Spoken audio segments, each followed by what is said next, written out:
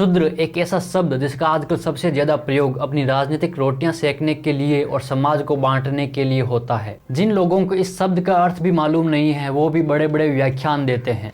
शूद्र शब्द का प्रयोग किन परिस्थितियों में किया जाता है ये किसी को पता नहीं है। तो चलिए इस वीडियो में जानते हैं कि असली मायनों में शूद्र किसे कहा जाता है, इस शूद्र शब्द का क्या अर्थ है, इसका प्रयोग किन परिस्थितियों में किया जाता है, किस लिए किया जाता है और किसके लिए किया जाता है।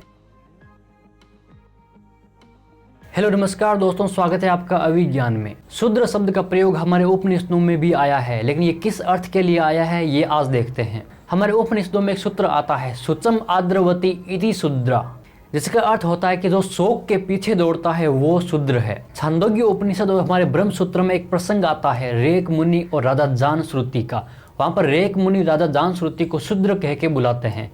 वो राजा तो क्षत्रिय था, वो एक राजा था, फिर भी उसे शूद्र क्यों कहा जाता है इस बारे में इस प्रसंग में देखते हैं। ब्रह्मसूत्र में एक सूत्र आता है जिसका अर्थ है कि उन हंसों के मुख से अपना अनादर सुनकर इस राजा जानश्रुति के मन में शोक उत्पन्न हुआ। जिनकी अपेक्षा अपनी तुच्छता सुनकर शोक हुआ था, उन रेक मुनि के पास वह विद्या प्राप्ति के लिए दौड़ा गया। इस कारण उस रेक मुनि ने उसे शूद्र कहकर पुकारा।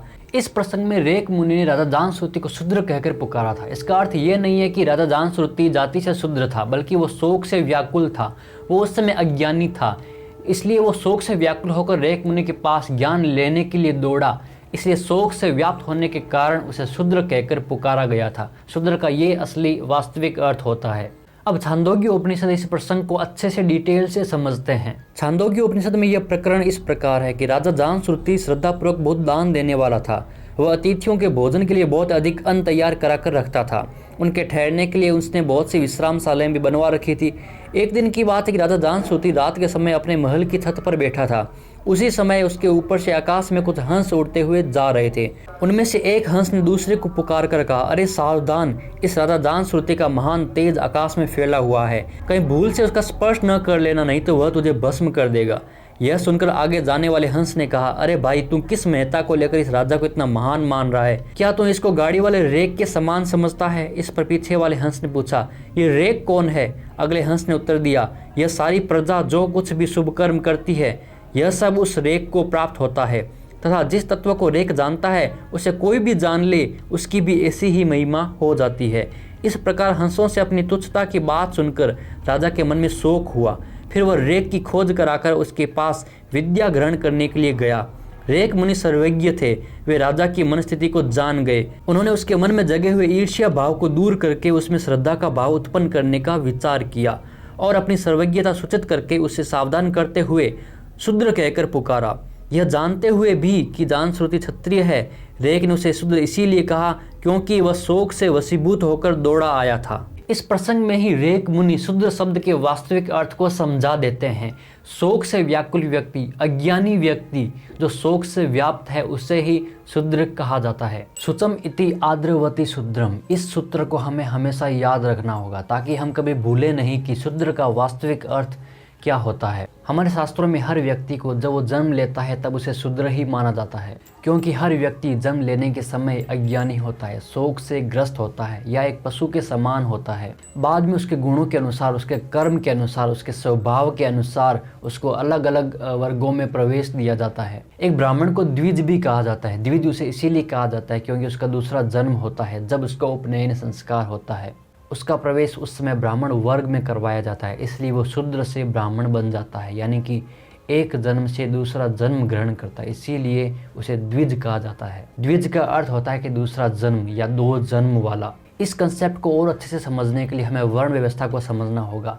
वैसे मैं इस व्यवस्था पर एक अलग से वीडियो बना चुका हूँ, लेकिन यहाँ पर आज थोड़ा संक्षिप्त में इसे समझ लेते हैं। इन चारों वर्णों की उत्पत्ति ब्रह्मा जी के अलग अलग अंगों से मानी जाती है। ब्राह्मण ब्रह्मा जी के मस्तिष्क से, क्षत्रिय ब्रह्मा जी की भुजाओं से, वैश्य ब्रह्मा जी के जंघाओं से और शूद्रों की उत्पत्ति ब्रह्मा जी के पैरों से मानी जाती है। अब कोई आज के समय का कुछ ज़्यादा ही पढ़ा लिखा व्यक्ति सवाल कर सकता है कि किसी व्यक्ति की या किसी समाज की, किसी व्यक्ति के अंगों से कैसे उत्पत्ति हो सकती है? ये तो अनसाइंटिफिक है। ब्रह्मा जी के अलग अलग अंगों से अलग अलग वर्णों का उत्पन्न होना एक सिंबॉलिक तरीके से बताया गया है। अंगों के अलग अलग कर्मों के अनुसार उनका विभाजन किया गया है। कैसे ये जानते हैं? ब्राह्मणों की उत्पत्ति ब्रह्मा जी के सिर से या मस्तिष्क से मानी गई है। हमारे दिमाग से ही हम कुछ सोचते हैं, कुछ विचार करते हैं, इसीलिए ब्राह्मणों को इंटेलेक्चुअल माना जाता है। उन्हें शास्त्रों का, वेदों का अध्ययन करने के लिए कहा जाता है। ये जो प्रोफेसर्स होते हैं, टीचर्स होते हैं, जो इंटेलेक्चुअल लोग होते हैं, ये सारे ब्राह्मण कैटेगरी में ही आते हैं। चाहे आज के समय के अनुसार वो किसी भी जाति में जन्म क्यों ना उन्होंने लिया हो, लेकिन वो ब्राह्मण ही माने जाते हैं।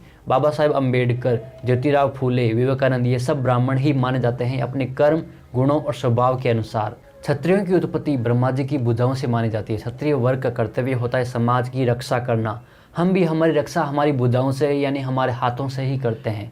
इसीलिए क्षत्रिय समाज को शासन करने का और समाज की रक्षा करने का कर्तव्य दिया गया है। इसीलिए सिंबॉलिक तरीके से ब्रह्मा जी के हाथों से या भुजाओं से क्षत्रिय की उत्पत्ति मानी जाती है। वैश्य वर्ण की उत्पत्ति ब्रह्मा जी के जंघाओं से मानी जाती है। वैश्य वर्ण का कर्तव्य होता है समाज की अर्थव्यवस्था को चलाना और दूर दूर तक व्यापार करना। पहले के समय में व्यापारी व्यापार करने के लिए दूर दूर की यात्राएं करते थे। उन्हें ये यात्राएं पैदल ही करनी होती थी।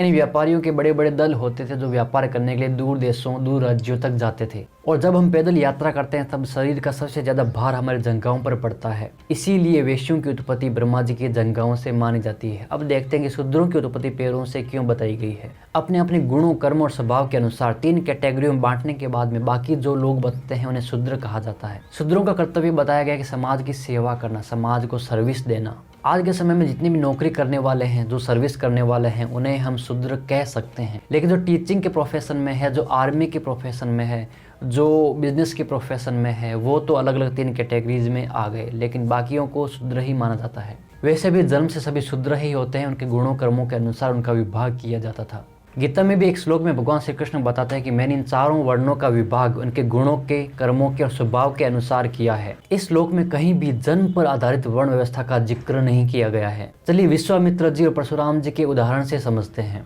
विश्वामित्र जी जन्मजात क्षत्रिय थे, लेकिन बाद में वो ब्राह्मण बन गए। रामायण में भी उन्हें राज ऋषि मुनि यही कहा जाता है। उन्हें कहीं भी क्षत्रिय नहीं कहा गया है, लेकिन पहले वो क्षत्रिय ही थे, वो एक राजा थे। ये कहानी सबको पता ही कि कैसे विश्वामित्र जी ने वशिष्ठ जी की गाय को चुराने का प्रयास किया। उसी प्रयास में बाद में वो राज ऋषि बने। उन्होंने तपस्या की और वो ब्रह्म ऋषि कहलाए थे। विश्वामित्र जी जन्म से तो क्षत्रिय ही थे, लेकिन उनके गुण सभी ब्राह्मणों के ही थे। जब वो ऋषि वशिष्ठ के संपर्क में आए तब उनके ब्राह्मणों के गुण उत्पन्न होने लगे, बाहर आने लगे। उनका जन्म भले ही क्षत्रिय कुल में हुआ था, लेकिन आखिरकार वो ब्राह्मण बन ही गए।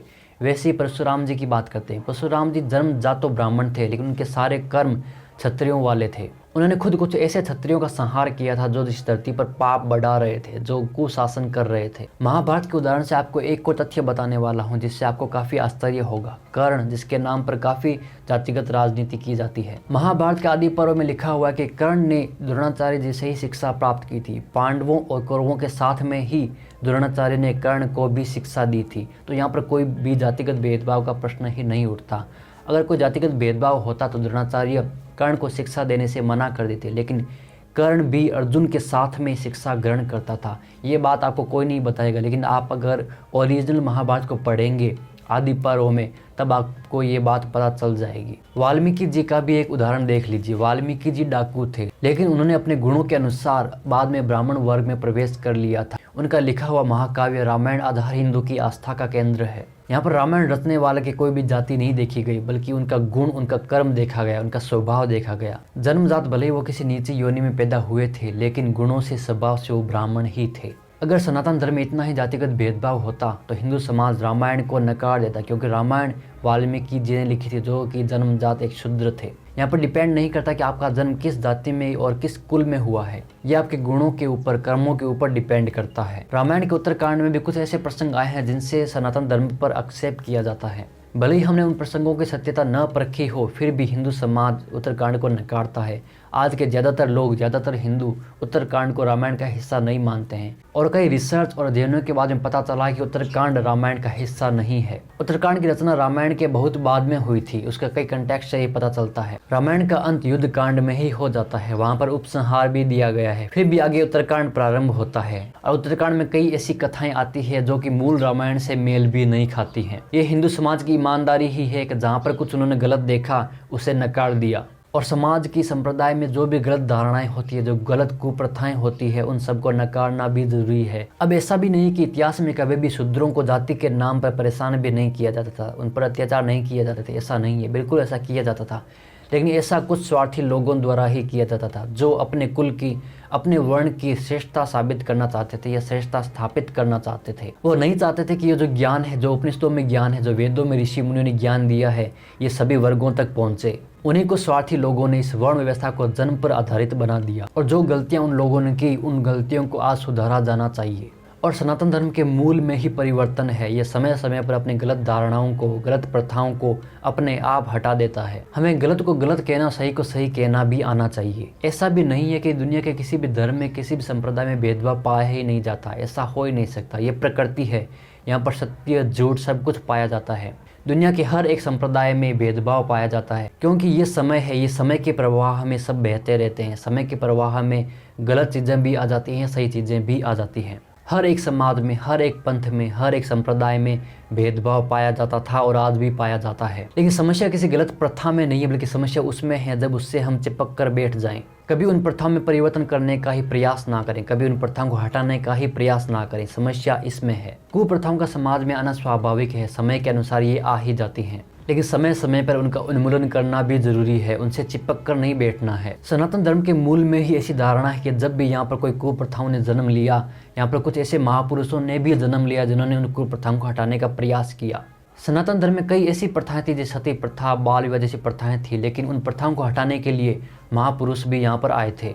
स्वामी दयानंद सरस्वती, स्वामी विवेकानंद, राजा राम मोहन राय, कुछ ऐसे महापुरुष हैं जिन्होंने इन कुप्रथाओं के खिलाफ आवाज उठाई थी। अब ऐसा भी नहीं कि उनका विरोध भी नहीं हुआ था, कुछ ऐसे लोग थे जिन्होंने इनका विरोध भी किया था, लेकिन समय के अनुसार इन्होंने इन प्रथाओं को हटाने में कामयाबी हासिल कर ली थी। कवि इकबाल ने भी कहा कि कुछ तो बात है हम में कि हस्ती मिटती नहीं हमारी। हमारे ऋषि मुनियों ने सनातन के मूल में ही कुछ ऐसी व्यवस्थाएं कर रखी हैं कि जब भी यहाँ पर कुछ गलत परंपराएं आएंगी, कुप्रथाएं आएंगी, उन्हें मिटाने के लिए भी पहले से इंतजाम कर दिया गया है। इन कुप्रथाओं को हटाने के लिए कोई विदेशों से लोग नहीं आए थे, बल्कि हमारे समाज में ही उन लोगों ने, उन महापुरुषों ने इन प्रथाओं को हटाया था। मैं फिर से कहना चाहूँगा कि हमारे अंदर इतनी ईमानदारी तो होनी चाहिए कि हम गलत प्रथाओं को गलत कह सकें। एक संप्रदाय को, एक धर्म को तालाब की तरह नहीं बल्कि एक नदी की तरह होना चाहिए। तालाब में ठहरा हुआ पानी होता है, उसमें गंदगी आती है, वो वहीं पर रहती है, कहीं जाती नहीं है, वो पानी सड़ता रहता है। जबकि नदी का प्रवाह हमेशा चलता रहता है, उसमें कंकड़, पत्थर, गंदगी जो भी आएगी उसके साथ में बह जाएगी। ऐसा हर एक संप्रदाय का, हर एक धर्म का स्वभाव होना चाहिए, और यही स्वभाव हमारे सनातन धर्म में पाया जाता है। समय का प्रवाह भी एक नदी की प्रवाह की तरह है, इसमें भी गलत धारणाएं, गलत चीज़ें आती रहती है, लेकिन ये प्रवाह बहता रहना चाहिए, ये एक जगह पर टिकना नहीं चाहिए। सनातन के मूल में ही परिवर्तन की कुछ ऐसी धारणाएं हैं जो गलत प्रथाओं को समय के अनुसार खत्म कर देती है। परिवर्तन ही संसार का नियम है, ऐसा भी हमारे यहाँ कहा जाता है, तो परिवर्तन होता रहना चाहिए। श्री कृष्ण ने भी अपने जीवन में एक गलत परंपरा को हटाया था, वो थी इंद्र पूजा। जब उन्होंने अपने गाँव के लोगों को इंद्र की पूजा न करने के लिए कहा, तब उनका भी विरोध हुआ था। उनका कहना था कि आप किसकी पूजा करें जिससे इस समाज को कोई भी लाभ नहीं हो रहा है, आपको इंद्र की बजाय गोवर्धन पर्वत की पूजा करनी चाहिए। गोवर्धन पर्वत यानी प्रकृति। उनका कहना था कि गोवर्धन पर्वत से ही आपको लकड़ियां मिलती है, वहां से ही आपको मकान बनाने के लिए पत्थर मिलते हैं, उनके झरनों से ही आपको पानी मिलता है, वहां से ही आपके पशुओं के लिए घास और चारा मिलता है। तो जिस सम्मान का अधिकार गोवर्धन पर्वत है या प्रकृति है, उस सम्मान का अधिकार इंद्र नहीं है। थोड़े बहुत विरोध के बाद में श्री कृष्ण ने उस परंपरा को आखिरकार हटवा दिया था। गोवर्धन पर्वत की पूजा यानी प्रकृति की पूजा, इस प्रकृति से ही हमें सब कुछ मिलता है, इसीलिए सम्मान का हकदार गोवर्धन पर्वत ही था, यानी ये प्रकृति ही है। अब बात करते हैं स्टेट एक्सीलेंसी की। भारत के अलग अलग स्टेट्स के अनुसार लोगों में अलग अलग योग्यताएं पाई जाती है। भारत के ज्यादातर बड़े बड़े बिजनेसमैन गुजरात से या राजस्थान से ही निकलते हैं, यानी कि वहां पर वैश्य वर्ण की योग्यता पाई जाती है। इसरो जैसे वैज्ञानिक संस्थानों में सबसे ज्यादा साउथ इंडिया से ही वैज्ञानिक आते हैं, यानी कि हमारे साउथ इंडिया में ब्रिलियंट माइंड्स पाए जाते हैं। हमारे मोस्टली बड़े बड़े मैथमेटिशियंस, स्पेस साइंस के वैज्ञानिक ज्यादातर साउथ इंडिया से ही निकलते हैं। चाहे एपीजे अब्दुल कलाम हो, चाहे रमन इफेक्ट देने वाले वेंकट रमन हो, चाहे नागार्जुन हो, चाहे हमारे इसरो के वर्तमान अध्यक्ष ही क्यों न हो, मोस्टली हमारे साइंटिस्ट साउथ इंडिया से निकलते हैं। साउथ इंडिया में ही ब्रिलियंट माइंड्स पाए जाते हैं।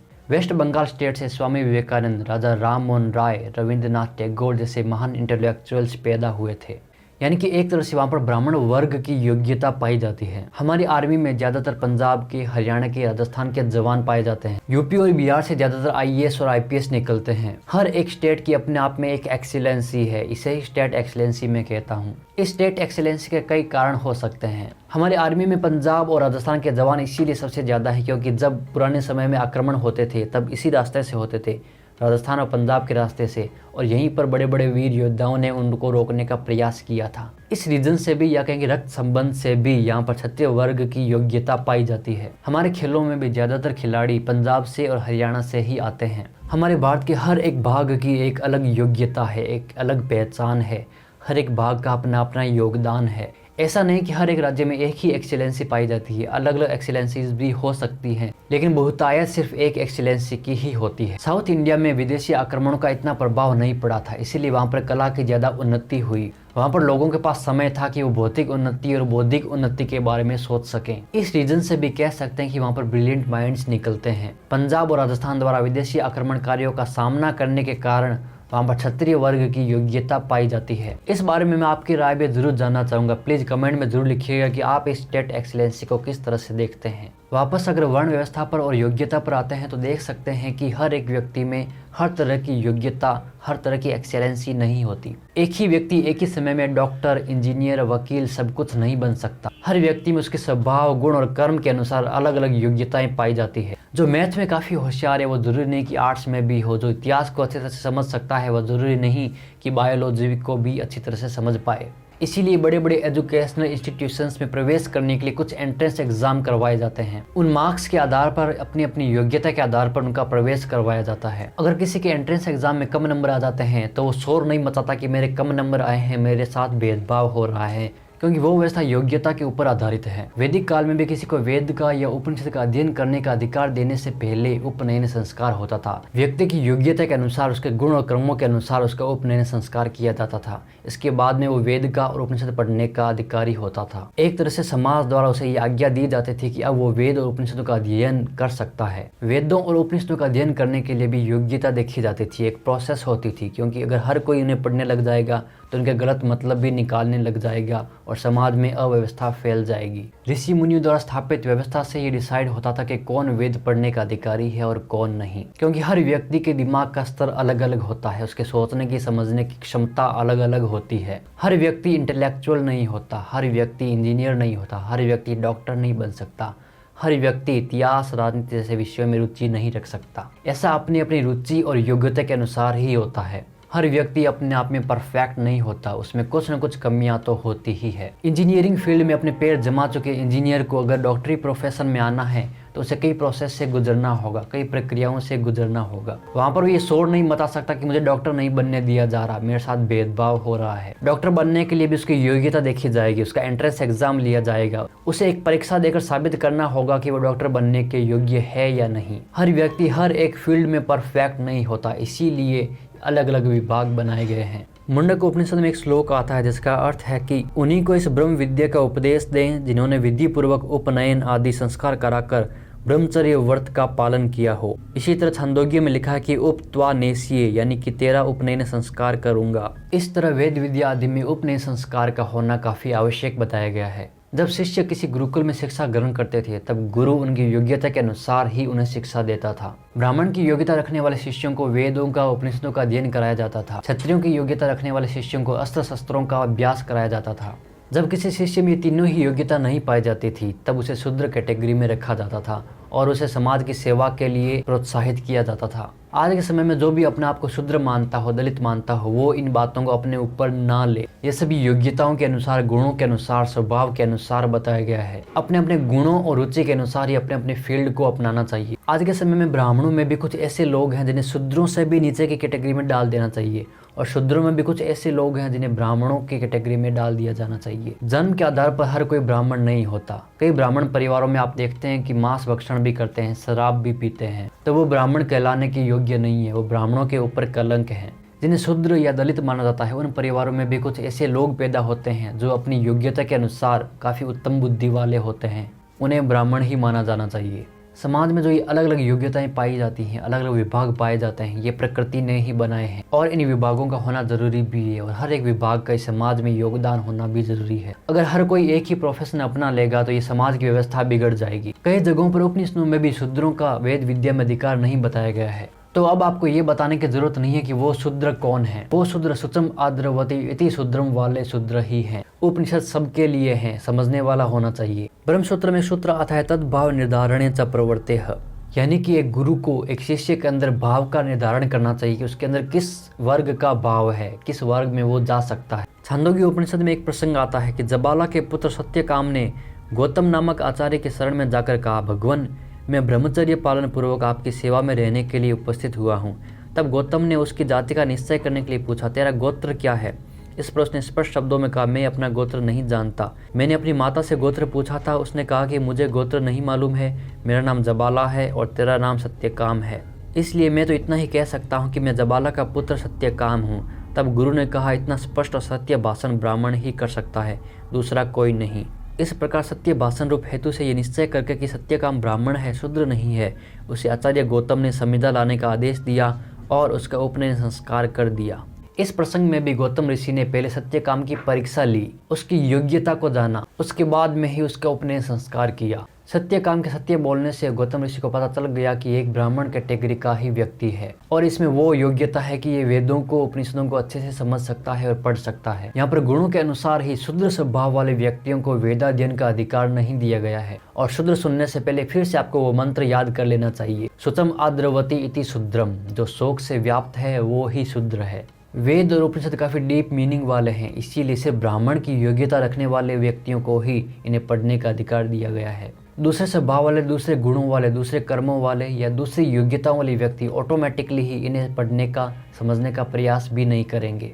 500 पांडवों में भी भीमसेन को वेदों के अध्ययन से, किताबें पढ़ने से काफ़ी अरुचि होती थी। वो स्वभाव से ही क्षत्रिय थे। इतिहास में जो विदुर आदि शुद्ध जातीय सत्पुरुषों को ज्ञान प्राप्त होने की बात पाई जाती है, उसका भाव यूँ समझना चाहिए कि इतिहास पुराणों को सुनने में और पढ़ने में चारों वर्णों का समान रूप से अधिकार है। इतिहास पुराणों के द्वारा भी शूद्र भी परमात्म तत्व का ज्ञान प्राप्त कर सकता है। इस प्रकार उसे भी भक्ति एवं ज्ञान का फल प्राप्त हो सकता है। फल प्राप्ति में कोई विरोध नहीं है, क्योंकि भगवान की भक्ति द्वारा परम गति प्राप्त करने में मनुष्य मात्र का अधिकार है। यहाँ पर शूद्र योग्यता वाले व्यक्ति को भक्ति प्राप्त करने का पूरा अधिकार है। वो परमात्मा तत्व को प्राप्त करने का, समझने का प्रयास कर सकता है। गीता में भी एक श्लोक में श्री कृष्ण कहते हैं कि सभी वर्णों को मेरी भक्ति का पूर्णतः अधिकार है। सो दोस्तों, फिलहाल इस वीडियो में इतना ही। आप कमेंट करके बता सकते हैं कि आपको ये वीडियो कैसा लगा। मेरे किसी विचार पर भी आप राय दे सकते हैं। सो फिलहाल इस वीडियो में इतना ही। मिलते हैं किसी और वीडियो में, तब तक के लिए जय वेद, जय उपनिषद, जय भारत।